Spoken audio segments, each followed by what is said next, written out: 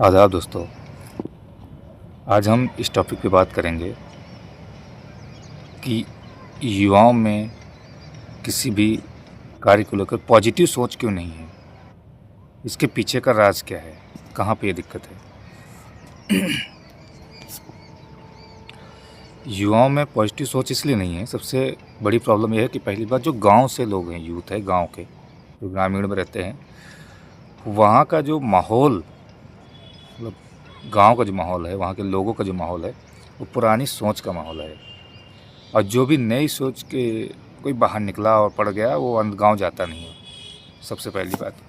दूसरी बात, जो लीडरशिप गांव की है, मतलब जिसके पीछे लोग चलते हैं या जो कोई काम कराने बाहर जाने के लायक होता है, वो ऐसा बिल्कुल नहीं है कि वो सबको ऐसी बातें बताए जिससे वो आगे बढ़े, आगे तरक्की की बात करे। वो अपने फ़ायदे के अनुसार लोगों को बातें बताता है, यूज़ करता है। दूसरी बात, जब गांव से जो लोग बाहर निकल के तो चले ही जाते हैं, बहुत मुश्किल से एक आध गांव में वापस आते हैं, बाहर ही सेटल हो जाते हैं।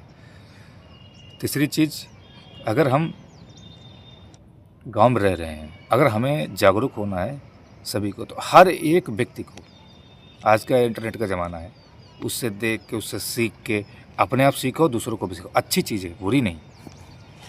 और यदि जो लोग से बाहर, वो ध्यान दें, जो लोग बाहर निकल जाते हैं, जो आगे बढ़ जाते हैं, उनको भी चाहिए अपने दोस्तों को, रिश्तेदारों को, अपने गांव को, अपने पड़ोसियों को, लोगों को मतलब अपनी जगह पे लाने की कोशिश करें। इससे आपका नुकसान बिल्कुल नहीं होगा। आप ये बिल्कुल ना सोचें कि हम इसको यहाँ लगवा देंगे, इसको काम लगवा देंगे तो ये हमारी बात नहीं माने, आगे बढ़ जाएगा। ऐसा बिल्कुल नेगेटिव बिल्कुल मत सोचो।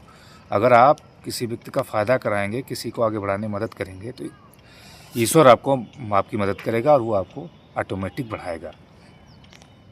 जो लोग तरक्की कर चुके हैं, उनके पीछे छूटे हुए काम अपने गांव के छोटे लोगों को दिला दो, इसमें कौन सा नुकसान हो जाएगा। और इस तरीके कर, उससे नीचे वाला अगर कुछ और अच्छा कर गया तो वो अपने नीचे वाले को याद कर। इस तरीके से अगर एक चेन बन जाए गाँव में, मतलब एक दूसरे की हेल्प करने वाली, टांग ना खींचकर हाथ खींचने वाली अगर चेन बन जाए गाँव से, और उसमें सबसे पहले जो वहाँ का मुखिया बनते हैं, वो मुखिया अच्छे बनने लगें, तो वो जब हाथ खींचने वाली बात होने लगेगी, तो यकीन मानिए गांव तरक्की करेगा, देश तरक्की करेगा।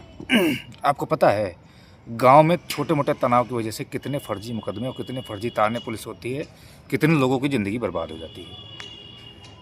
ग्रामीण लेवल में इतना तनाव रहता है, आपसी तनाव इतना रहता है, शहरों में बिल्कुल नहीं होता है। वो एक दूसरे की टांग खींचने के चक्कर में बहुत सारे फर्जी मुकदमे, फर्जी लड़ाइयाँ, फर्जी लोगों की ज़िंदगियाँ बर्बाद हैं, बर्बाद हो गई। और बात क्या थी, कुछ भी नहीं, थोड़ी थोड़ी बातों पे। तो अगर उन छोटी छोटी बातों को इग्नोर करके अपने भाइयों के हाथ खींचने लगोगे और उसकी बुराई छोड़कर अच्छाई देखने लगोगे, तो यकीन मानो गांव तरक्की करेगा, हम खुश रहेंगे, सभी खुश रहेंगे, कोई दुखी नहीं रहेगा। अगर कोई बात छोटी मोटी करता भी, उसको इग्नोर करो। सबको इग्नोर करना चाहिए। ऐसा नहीं कि जो सह रहा है, एक जुल्म कर रहा है, एक जुल्म सह रहा नहीं। जुल्म करने वालों को करना नहीं चाहिए, जो सह रहा है उसको कोशिश वो सहे और वो बर्दाश्त करने। क्योंकि मान लो एक बार कोई गाली देगा, 2 बार देगा, 3 कितनी बार देगा, 2-4 बार में फिर वो चुप हो जाएगा, उसका मुँह खुद दर्द करने लगेगा। तो मेरा यही टॉपिक है कि भाई हाथ खींचने वाले बने, टांग ना खींचने वाले बने। टांग खींचने से मैंने आपको बताया ये नुकसान होते हैं, सामाजिक नुकसान होगा, आपका आर्थिक नुकसान होगा, आपका समय बर्बाद होगा, आपकी सोच जो है ख़त्म होगी, आप मेंटली भी डिस्टर्ब रहेंगे। और ये युवाओं, पुराने लोग जो थे, उनका काम था लड़ाई झगड़ा विवाद, तब इतना तनाव विवाद नहीं था। अब बहुत ज़्यादा बवाल है, पुलिस फाटा, हर चीज़ का प्रॉब्लम है बहुत ज़्यादा। इसलिए पुराने लोगों की बिल्कुल बहकाम ना है, महिलाओं की बिल्कुल बहकाम ना है, अपने हिसाब से दिमाग से काम करें। अगर कोई कुछ कह भी रहा है, कहने दो, साले क्या कर लेंगे। ऐसे हिसाब से अगर आप रहेंगे तो समाज भी सुधरेगा, लोग सुधरेंगे। और सबसे, फिर वही बात, सबसे अच्छी बात कि जो भी पंचायतों का जो मुखिया बने प्रधान, वही से फसाद शुरू होता है।